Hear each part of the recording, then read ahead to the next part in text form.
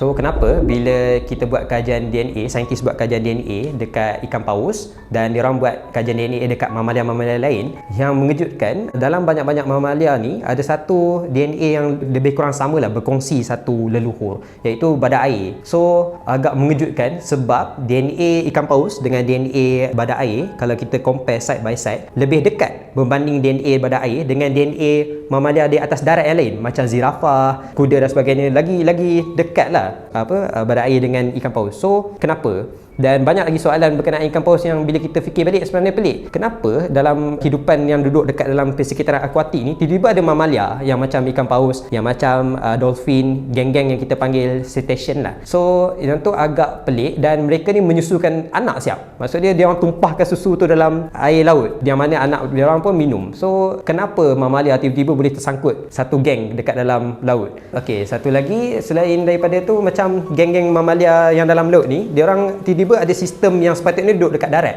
Tapi kenapa sistem tu dekat laut? Macam sistem paru-paru. Paru-paru ni sistem yang kita tengok dekat darat ada binatang-binatang mamalia, dan dekat langit burung-burung semua guna paru-paru. Tiba-tiba ada paru-paru dekat dalam air. So benda tu agak pelik lah, dan tak boleh kita nak terangkan kalau kita tak faham dari sudut satu proses pemilihan alamiah yang kita panggil ni lah fenomena evolusi. Okey, cakap pasal paru-paru tu bukan saja dia pelik, tapi dia jadi macam, kalau kau bandingkan dengan sistem yang lebih efisien dekat dalam air, macam sistem insang. Bila kau ada insang, kau boleh tarik oksigen dalam air tu lebih efisien berbanding kalau kau ada paru-paru. Sebab bila ada paru-paru ni, dia orang kena beberapa minit ataupun beberapa jam, dia orang kena naik semula ke permukaan, kemudian turun balik ke bawah. So dari sudut efisiensi di pandangan manusia ni nampak tak berapa efisien lah. Tapi korang kena ingat, ikan paus ni adalah makhluk biological, dan makhluk biological dia didesign bukan dengan human design, tapi dia god based design lah, ataupun natural based design, menggunakan proses yang kita panggil proses evolusi. So macam mana mamalia macam ikan paus, macam dolphin boleh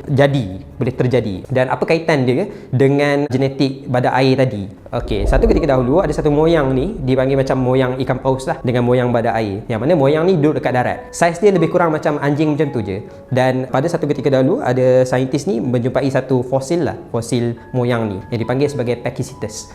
Pachycetus ni dia, kita tak boleh lah kata dia moyang direct kepada ikan paus dengan badak air sebab kita tak nampak. Tapi kalaulah dia moyang tu wujud, dan moyang tu berdasarkan kita punya kajian memang wujud, saudara dia mungkin macam Pachycetus. So kemudian kita nampak pula satu lagi fosil Indohyus, fosil yang dia masih mempunyai struktur macam mamalia dekat darat, tapi dia dah mula ada struktur dekat persekitaran akuatik. Maksud kata di sini, moyang yang asal ni dah mula berpecah kepada dua populasi. Populasi yang pertama dia masih stay dekat persekitaran yang belah darat, tapi separa akuatik, sehingga membawa kepada keturunan badak air. Jadi struktur dia kebanyakan dia masih struktur yang boleh beradaptasi di darat. Satu lagi cabangan daripada asal, moyang asal ni bawa kepada persekitaran yang lebih kepada akuatik, daripada Pachycetus kepada Indohyus, kepada Basilosaurus dan sebagainya, sampailah kepada geng-geng ikan paus dan juga dolphin. Tapi pemilihan alamiah dia membentuklah struktur-struktur mana yang lebih memanfaatkan untuk kehidupan di akuatik. Misalnya perubahan struktur tangan kepada struktur yang lebih menyerupai sirip dan sebagainya, itu yang lebih beradaptasi di dalam persekitaran air, itu yang dikekalkan oleh pemilihan alamiah. Sebab tu kalau korang tengok X-ray tangan ikan paus, dia ada 5 jari macam ni, sebab mereka mamalia yang mana sistem proses evolusi dah kekalkan, mana-mana sistem yang logik untuk dikekalkan dia akan kekalkan. Dia mengubah yang mana yang perlu beradaptasi di permukaan air. So itu menjelaskanlah kenapa mamalia macam ikan paus dengan dolphin boleh ada dalam air, dan pada masa sama kenapa DNA mereka ni boleh dekat dengan badak air punya DNA lah.